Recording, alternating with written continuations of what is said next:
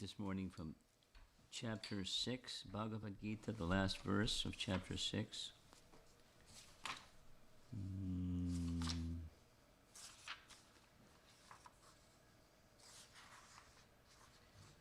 It's a long purport. 647. Om Namo Bhagavate Vasudevaya. Om Namo Bhagavate Vasudevaya. Om Namo Bhagavate Vasudevaya. Yoginam api sarvesham Madgatenantaratmana Shradhavan bhajate yo mam Sameyuktatamo mataha Yoginam api sarvesham Madgaten antar atmana Shradhavan bhajate yo mam Sameyuktatamo mataha. And of all yogis, the one with great faith, who always abides in me, thinks of me within himself and renders transcendental loving service to me, he is the most intimately united with me in yoga and is the highest of all. That is my opinion. Purport. The word bhajate is significant here. Bhajate has its root in the verb bhaj, which is used when there is need of service. The English word worship cannot be used in the same sense as bhaj. Worship means to adore or to show respect and honor to the worthy one. But service with love and faith is especially meant for the Supreme Personality of Godhead. One can avoid worshiping a respectable man or a demigod and may be called discourteous, but one cannot avoid serving the Supreme Lord without being thoroughly condemned.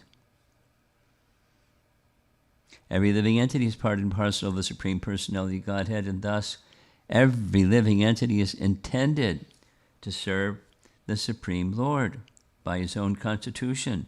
Failing to do this, he falls down. The Bhagavatam 11.5.3 confirms this as follows.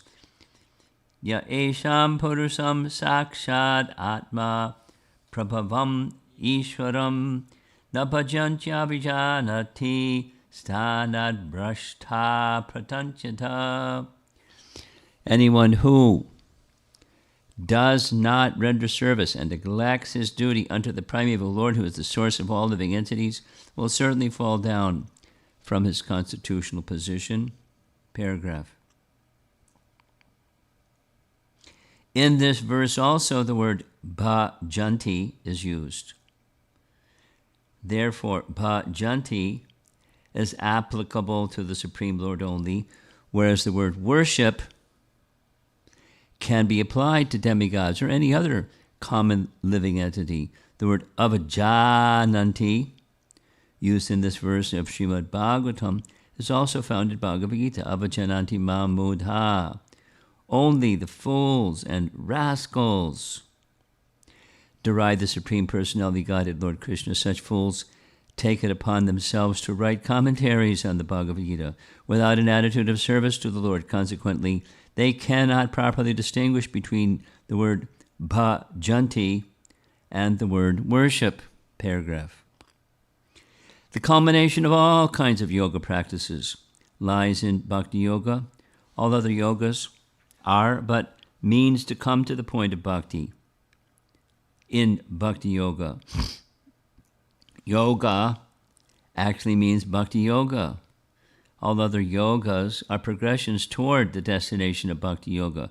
From the beginning of karma yoga to the end of bhakti yoga is a long way to self-realization. Karma yoga, without fruitive results, is the beginning of this path. when Karma Yoga increases in knowledge and renunciation, the stage is called Jnana Yoga. When Jnana Yoga increases in meditation on the Supersoul by different physical processes and the mind is on Him, it is called Ashtanga Yoga.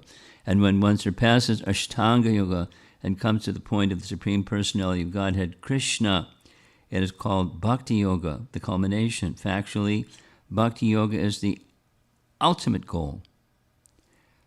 But to analyze Bhakti Yoga minutely, one has to understand these other yogas.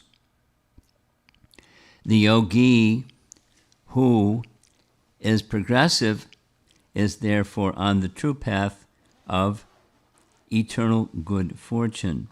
One who sticks to a particular point and does not make further progress is called by that particular name Karma Yogi, Jnana Yogi, Dhyana Yogi, Raja Yogi, Hatha Yogi, etc.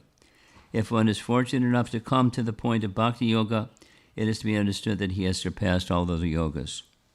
Therefore, to become Krishna conscious is the highest stage of yoga, just as when we speak of the Himalayan, we refer to the world's highest mountains, of which the highest peak, Mount Everest, is considered to be the culmination. Paragraph.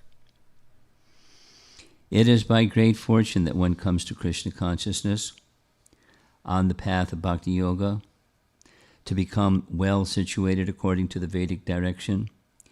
The ideal yogi concentrates his attention on Krishna, who is called Shyamasundara, who is as beautifully colored as a cloud, whose lotus-like face is as effulgent as the sun, whose dress is brilliant with jewels, and whose body is flower-garlanded. Illuminating all sides is his gorgeous luster, which is called the Brahmajyoti. He incarnates in different forms, such as Ramana, Sringavaraha, and Krishna, the Supreme Personality of Godhead. It descends like a human being, as the son of Mother Yashoda, and he is known as Krishna, Govinda, and Vasudeva. He is the perfect child, husband, friend, and master, and he is full with all opulence and transcendental qualities. If one remains fully conscious of these features of the Lord, he is called the highest yogi. Paragraph. This stage of highest perfection in yoga can be attained only by Bhakti Yoga, as is confirmed in all Vedic literature, such as Smrita Shvatara Upanishad, Yasya Devi Para Bhaktir, Yata Devi Tata Gurau, Tasyaite Katita Hyarta, Prakashante Mahatmana. Only unto those great souls who have implicit faith in both the Lord and the spiritual master are all the imports of Vedic knowledge automatically revealed. And then from Gopal Tapani Upanishad, Bhaktir Asya Bhajanam Tad Eha Murtropadi Naira Sien Nam Mushmin Mana Kalpanam Etad Eva Naishkarmyam. Meaning, Bhakti means devotional service to the Lord, which is free from the desire for material profit, either in this life or in the next. Devoid of such inclinations, one should fully absorb the mind in the Supreme. That is the purpose of Naishkarmya. Gopal Tapani. Final paragraph. These are some of the means for performance of bhakti or Krishna consciousness, the highest perfectional stage of the yoga system.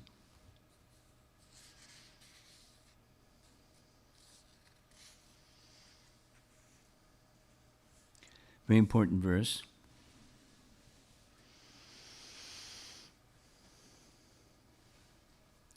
One could say it's the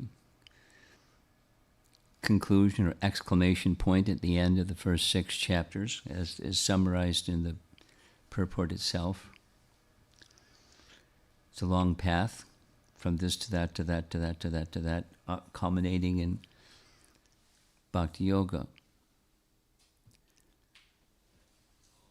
Several points that Prabhupada makes in the purport. If one stops, it's possible, one can stop or desist in the progression of yoga and become absorbed in a particular stage of the yoga ladder. So one is then identified by that stage, this yoga, that yogi, this yogi, that yogi, etc. However, the intention of the different types of yoga is to come to the stage of bhakti. And to come to the stage of bhakti is very fortunate.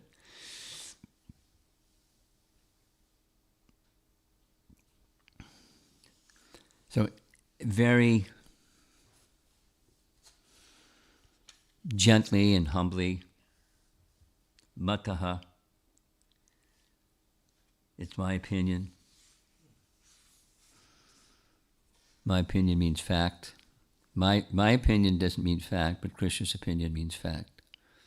That's my opinion. Of course, just mataha, that's his consideration, his contemplation. So Prabhupada's translation of mataha is, that is my opinion.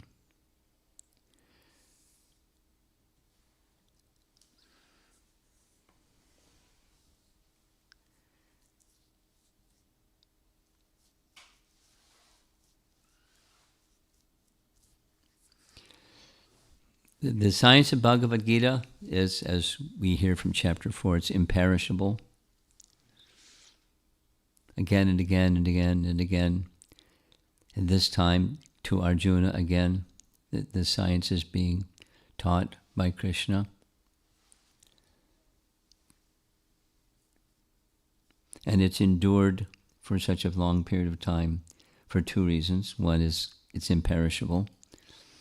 And the other is disciplic succession is still intact, and therefore it can be manifest. But supposing disciplic succession is broken, or someone knows something about Krishna, there's lots of people that know something about Krishna, but it's not through disciplic succession, and therefore it's something about Krishna, that's nice.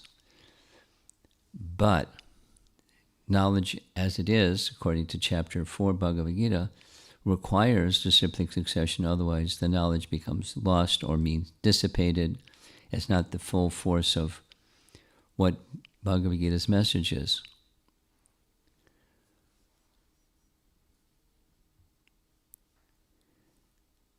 And very nicely, in the first two paragraphs of the purport, Prabhupada is taking the word bhajante and taking us on a little journey to understand what it really means.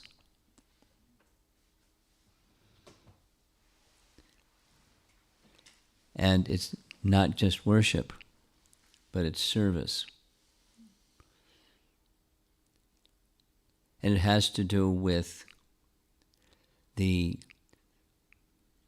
constitutional, it's very much connected with the same definition that Prabhupada gives of the word dharma, the constitution of a living being. Whoever the living being may be, whatever species, whatever country, whatever form, we serve. And who do we serve? We serve someone. And that someone, well, just for convenience sake, it's the leader, because in the ultimate sense, Krishna is the leader, or he's the supreme leader. He's the leader of all leaders. And supposing one doesn't go to the leader of all leaders, then one serves someone else. Without fail. I mean, many times Prabhupada referred to his discussion with Professor Kotovsky, what's the difference between your philosophy and ours? You follow leader, we follow leader. You follow that and we follow Krishna, what's the difference? Philosophy-wise or constitution-wise, we're doing the same thing. We're following someone. You've chosen Lenin, I've chosen Krishna, but essentially we're following a leader. So what's the difference? We can talk about who is Lenin, what does Lenin say, who is Krishna, what does Krishna say, but in both cases they're a leader, and if it's not just Lenin, it's somebody or someone or something.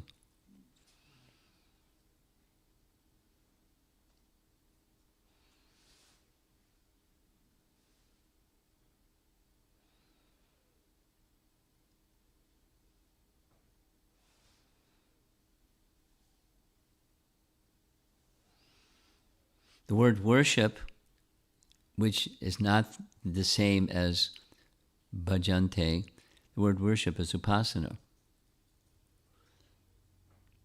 Just this morning, listening to Prabhupada describing the Vedas have three: karma, kanda, jnana kanda, and upasana kanda, three divisions. And upasana is worship. Within worship, there may be worship of the personality of Godhead, and that has a particular term.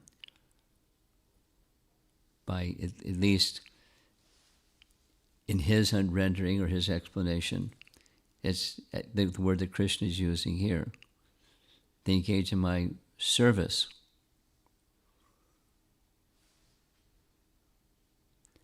Like a nice example, very nice example.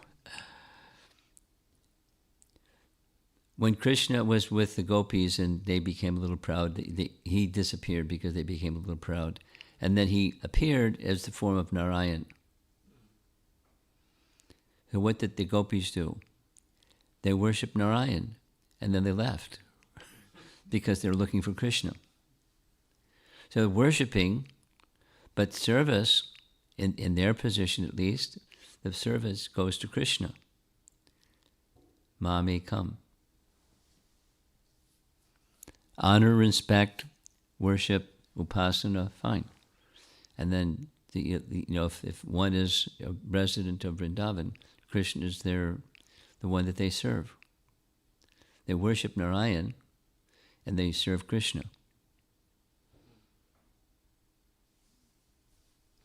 That service is their worship.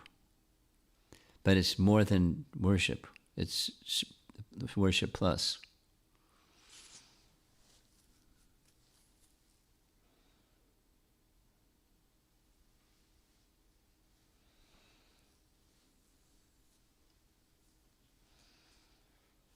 And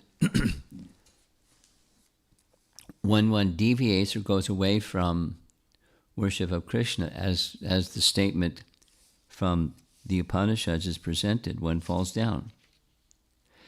Slackening in submission or slackening in the mood of service to the Supreme is a fall down. So if one wants to stand up instead of fall down, then service. And to do service, it's not that you have to become a mendicant. Someone may be inclined to be mendicant, that's nice. Somebody may be inclined to not be mendicant, that's nice. But a mendicant that's not a servant of Krishna, or one who's not a mendicant that's not a servant of Krishna, it's an imitation of the real thing. It's not the real thing. Whatever one's position is, stanes tatak shruti gatam tadavan madobir. One should be shruti gatam, stanes tatak shruti gatam. Stay in your position, engage in service to the personality of Godhead while engaging in the process of hearing. And engaging in the process of hearing for what purpose? Well, purification. And then where's the purification taking? What's the purpose of the purification? To come to the position of Krishna's shelter, or Krishna's ma me come, sharanam, Krishna alone. And one may not be there. That's okay. Move in that direction. And that's the sadhana part of the bhakti process.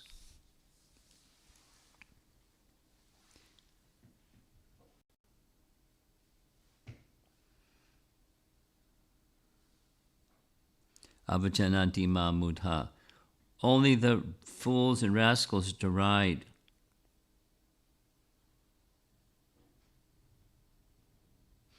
The Supreme Personality of Godhead.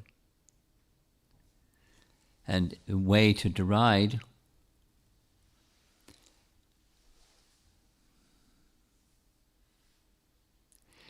I was thinking this morning, a devotee in India told me that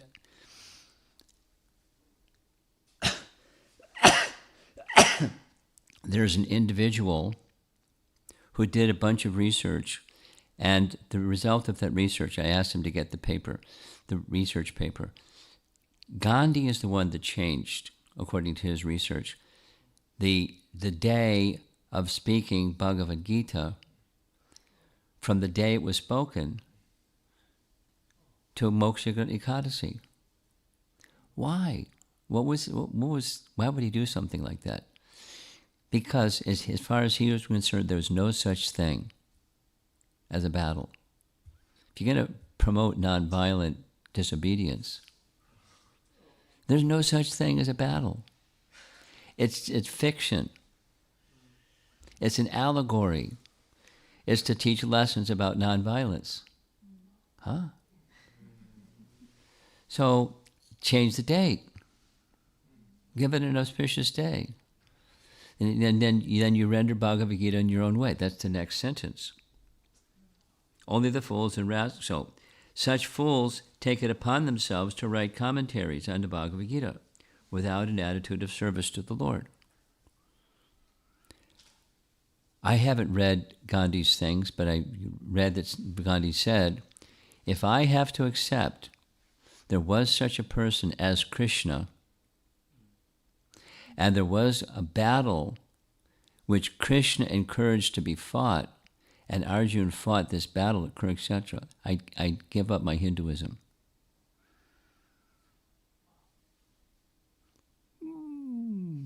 What's that? That's not theism. That's something else. But he's an advocate of Bhagavad Gita. A lover of Bhagavad Gita. And conclusion of Bhagavad Gita is there wasn't a Kurukshetra battle, there wasn't a Krishna, and it's a story about nonviolent cooperation. Not nonviolent non-cooperation. Gosh. How twisted.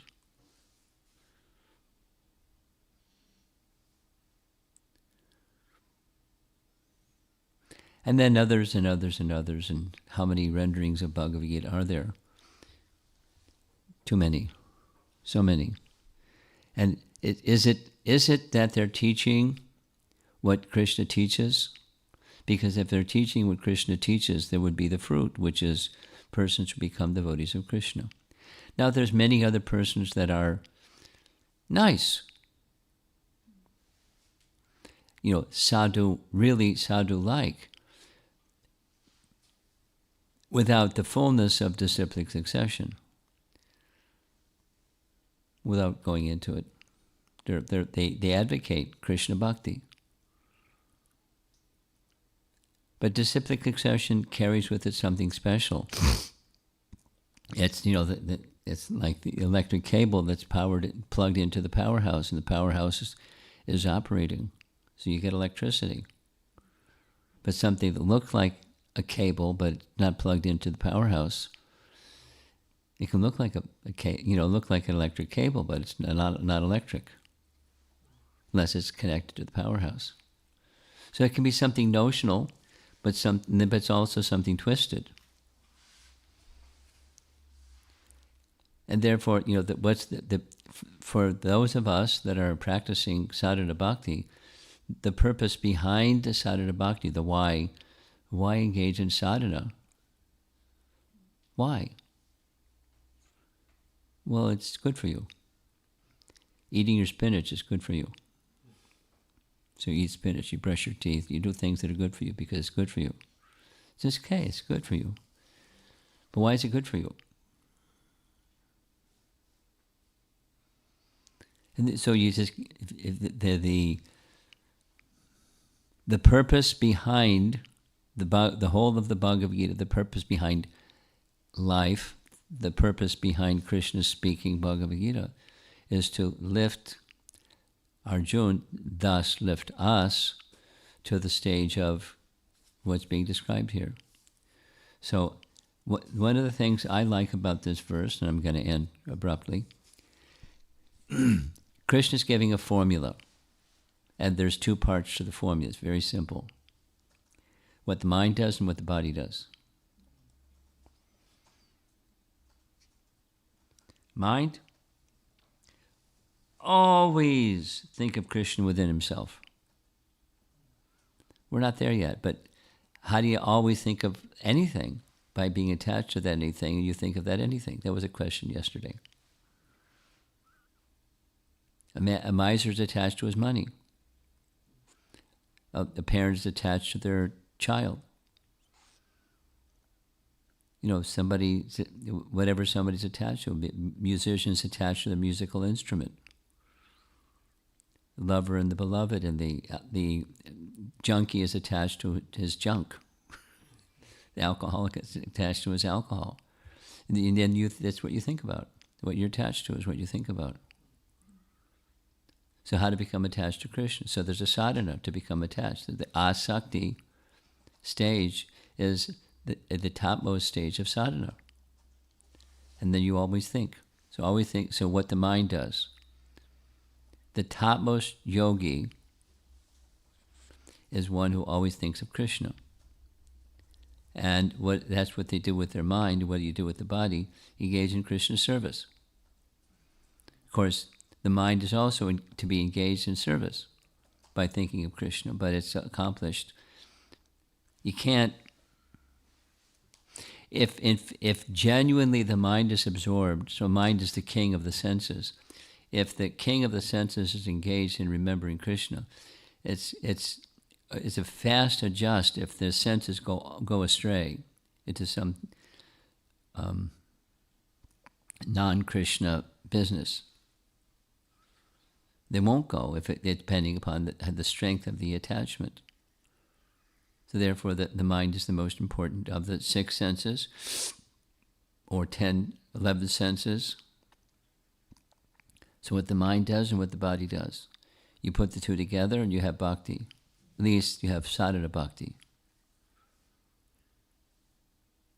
And sadhana bhakti, under proper direction, yields the fruit of sadhana bhakti. That's the goal. So read the verse again. And of all yogis, the one with great faith, Shraddhavan, who always abides in me, thinks of me within himself, and renders transcendental loving service to me, he is the most intimately united with me in yoga and is the highest of all. That is my opinion.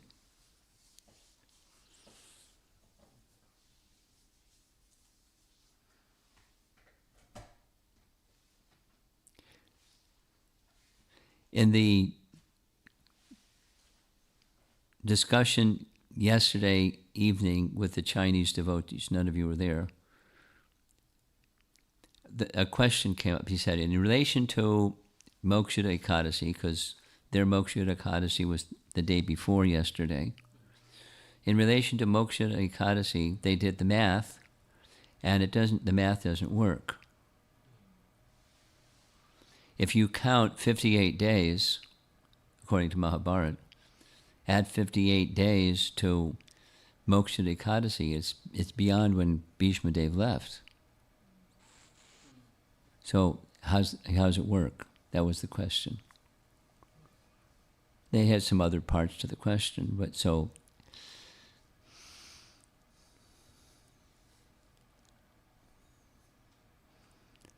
the new moon is when Bhagavad Gita was, when the battle began, and when Krishna spoke Bhagavad Gita, that's when, just after is when the battle began. They spoke in the morning and the battle began after he spoke. You add 11 days to the new moon, Ekadasi. And somehow or other, whether it was Gandhi or something else or something else. You celebrate on an Ekadasi day. There's another one. Just do the math. According to Mahabharata, very clearly, Bhishma Dev was laid low on the 10th day of the battle. You count the number of nights that followed that day, and it comes to the day that Bhishma Dev left, 58 days, from 10 days in the battle. Anyway, it's a detail, but that question came up yesterday. Somebody in China went to the trouble of doing the math. Unfortunately, I had the answer. That's not a popular understanding. It's like, what? Moksha Ekadasi is not when Krishna spoke Bhagavad Gita. The advent of Bhagavad Gita is not when Moksha Ekadasi. We celebrate it on that day. That's fine. We celebrate it. No problem. We can celebrate it. But that's not the coinciding day. Anyway, those are details. The Krishna accepts.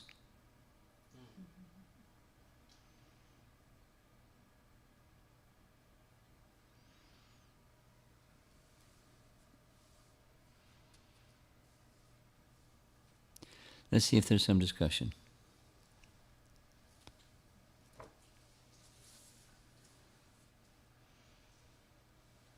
Dhyan Yoga. I have a question. Okay, I'm listening.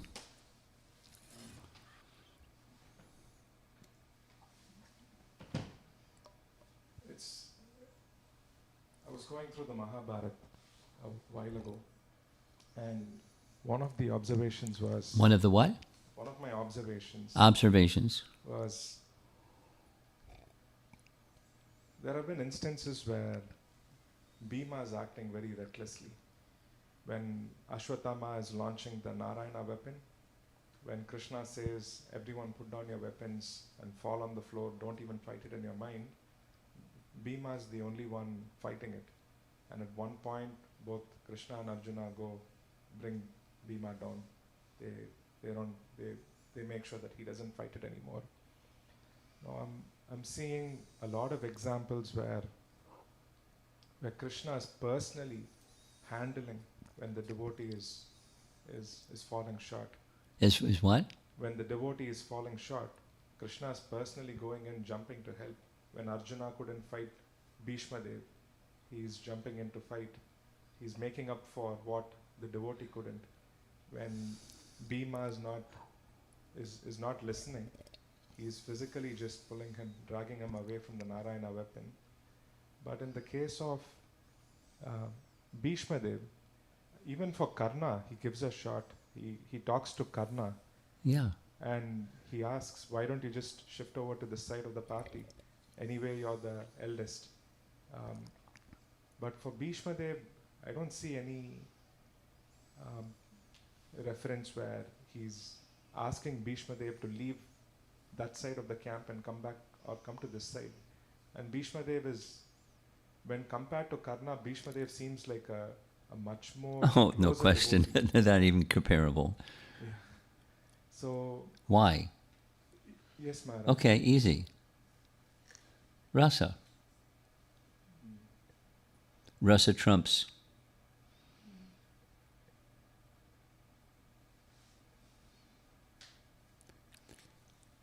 Krishna wanted chivalry. Bhishma wanted to give Krishna chivalry.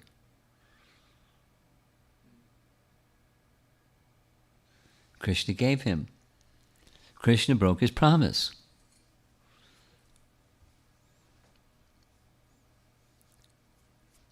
In one sense to protect his devotee, in another sense to satisfy Grandfather Bhishma. And Grandfather Bhishma was shooting arrows like anything at Arjuna. Arjuna, Parthasarathi, the other half of, his Ishtadev. And when Krishna broke his promise, he threw down his weapons. Smash me. It's rasa. It's rasa. I mean, there's different secondary, tertiary explanations, but rasa trumps everything. It was service. And Krishna was ready to accept that service. And in intrigue and back and forth and why this and that and rasa. To understand Krishna, there has to be an understanding of rasa. Say it negatively. Without understanding rasa, you can't understand Krishna.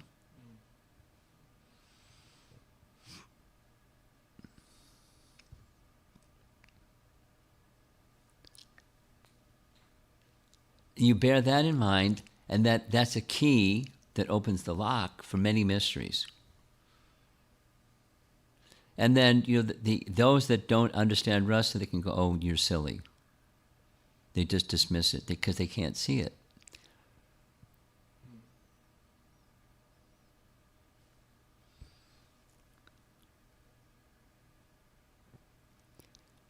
It's a very important lesson. I learned that lesson from Madhurya Kandambani.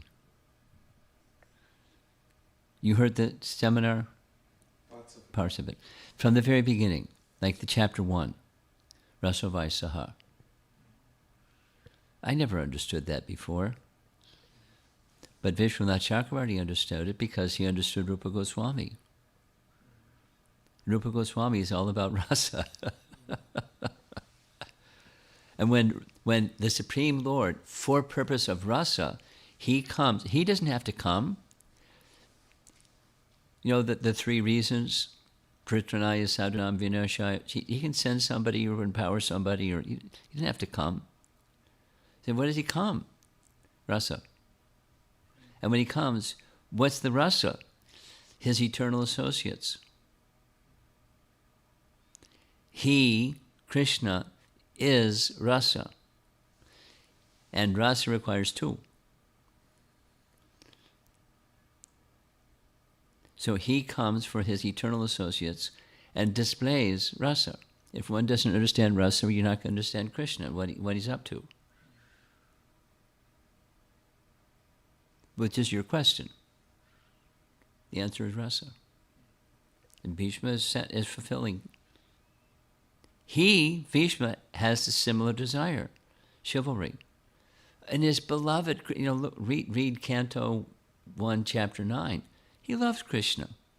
He loves Arjuna. I take a vow, I'll kill Arjuna. Or Krishna will break his vow. You know what Krishna would do. And on and on and on. He several times, he told Duryodhana, give up this idea. But he couldn't hear it. You can't, I can't destroy the Pandavas. Don't ask me to destroy the Pandavas because they can't be destroyed. Duryodhana, they can't be destroyed. Why? Krishna will protect them. So don't ask me. Duryodhana couldn't accept it. So he took vows to say he would destroy the Pandavas or destroy Arjuna, knowing that they can't be destroyed. Why? It's rasa. He knew it. Sure enough, he provoked the drama was the tension. This and then Krishna trumped him, then he trumped Krishna, and he trumped Arjuna. And it escalated to Krishna broke his promise.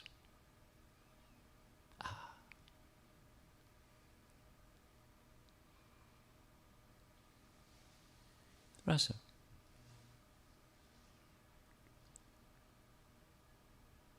It wasn't just get back. We can read it as get back. He made me break my promise, I'm going to make him break his. Na na na na na na. That's very shallow.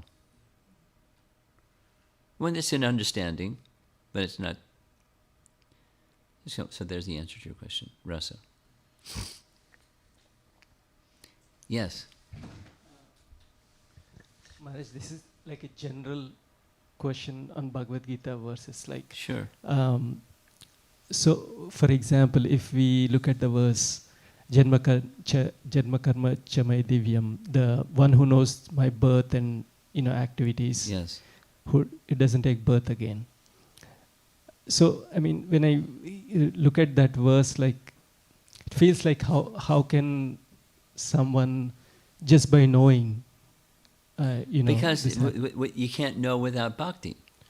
Yes, that was my question, Maharaj. So we cannot look at this verse or verses like this by itself, is it? That's right.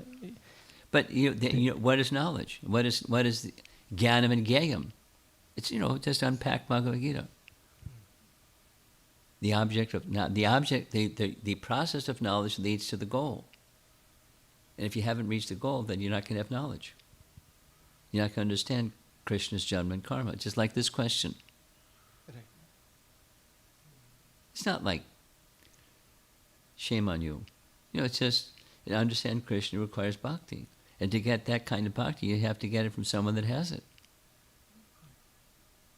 It's rare. It's rare indeed.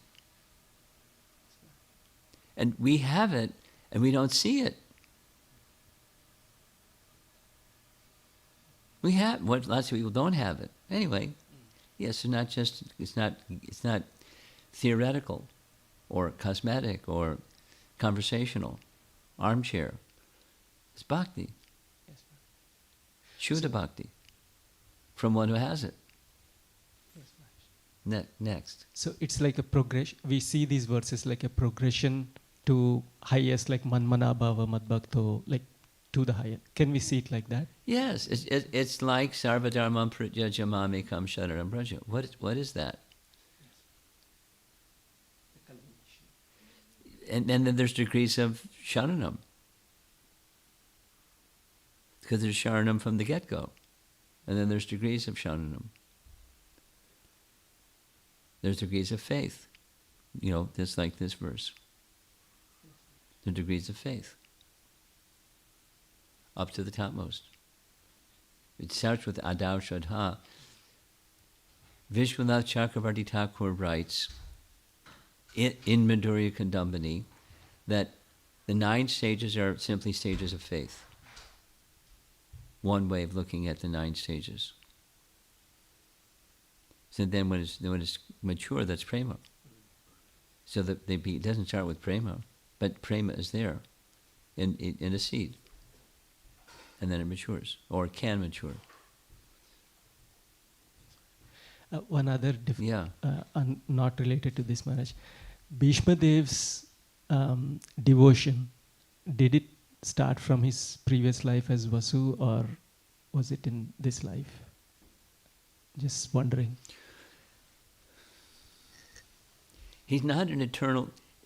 Bhishma Dev, as you know, before he was Bhishma Dev, he was a Vasu. He's not an eternal associate of Krishna. He became, not he was.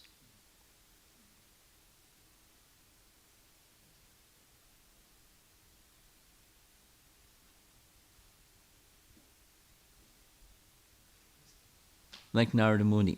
So just sharing. From here, I'm going to Phoenix, and from Phoenix I'm going to Portland. So the devotees in Portland, the temple president in Portland asked, can I speak about the pure devotees of Krishna from Canto 1? So one of the pure devotees of Krishna in Canto 1 is Narada. There was a BTG article written some years ago, The 3 Lives of Narada.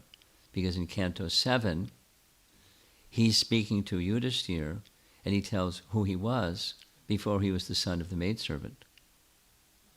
Upabharana, a Gandharva Upabarana, and he got cursed to become a Shudra. Then he became a Shudra, but he was very qualified. And then very qualified, he became, at the end of the end of a day of Brahma, he became the next day of Brahma, his son, Narada Muni. Given his vina by Krishna. So anyway, all these things are there. So someone is very kindly, I asked them, gave him, here's the document. So they, in their own research, they came across, let's see how it comes out, if there's cross-reference, but the 7 lives of Narada, crossing over different days of Brahma.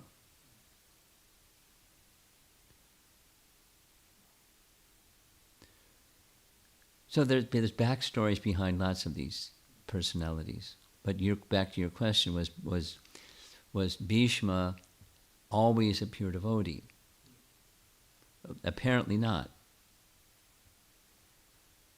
He was a Vasu that did some bad stuff. He tried, unsuccessfully, to get the other Vasu brothers to steal Vashishta's property. His Kamadhenu.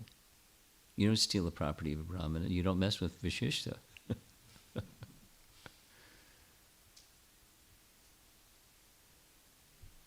Not a pure devotee, eternally.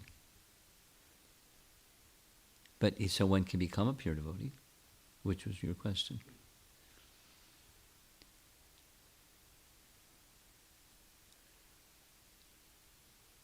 And then comes, okay, before he was that Gandharva, before he was the Vasu named Dyo. Who was he before he was the Vasu? Who was he before that? And who was he before that? And so we don't always know that. The histories don't always disclose, but sometimes they disclose. You want to add something? Okay. At the end of the book, I'm reading... Which book? The Mahabharata. Okay. I'm reading that it is just Yudhishthir who survives. Everyone else, they die before they can reach. They what? They die before they can reach the heavenly planets. Okay. Yudhishthir is taken along with the dog. So it brings back the question again.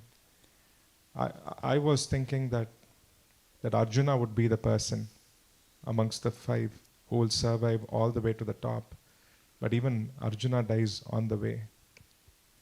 And my question is it because the focus should be on virtue? Because No. Yudhishthir... As you know, pause, the conclusion of the Bhagavatam and the conclusion of Mahabharata differ. And one of the differences of the conclusion has to do with the emphasis. The emphasis in the Bhagavatam is very clear, Prema Bhakti. The emphasis in Mahabharata is very clear, it's virtue.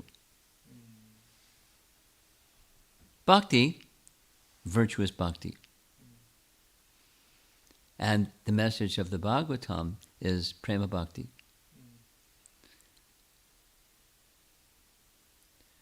So the conclusion, it differs. And I haven't studied, and so my answer to your question, what's the meaning of this and that, I haven't studied it carefully enough to give a proper answer to your question. Because you have to look at Mahabharata through the lens of Mahabharata.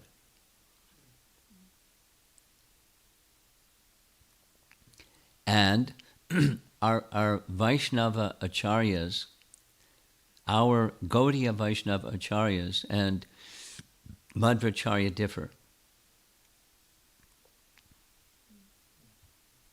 We're in the same line as Madhvacharya, but Madhvacharya says some really far out things that they're consistent with Madhvacharya and the teachings that he got confirmation from Vyasa. But Vyasa is also the compiler of Srimad Bhagavatam. And Chaitanya Mahaprabhu, anyway, so there's differences amongst acharyas. So how are you, to get an answer to your question, from looking at the conclusion of Mahabharata through the lens of Mahabharata, how are we to understand that situation? We need acharyas. And I don't know any Gaudiya acharya that has commented on that. One could try to find out, because there's Madhvacharya scholars that can tell you what Madhvacharya, because he wrote a commentary on Mahabharata. Correct? And so there's something, he'll say something for sure. And most likely the something that he'll say will be different from any Gaudiya that may have commented. I'm not well read enough to know if any Gaudiya acharya has commented on what you just asked.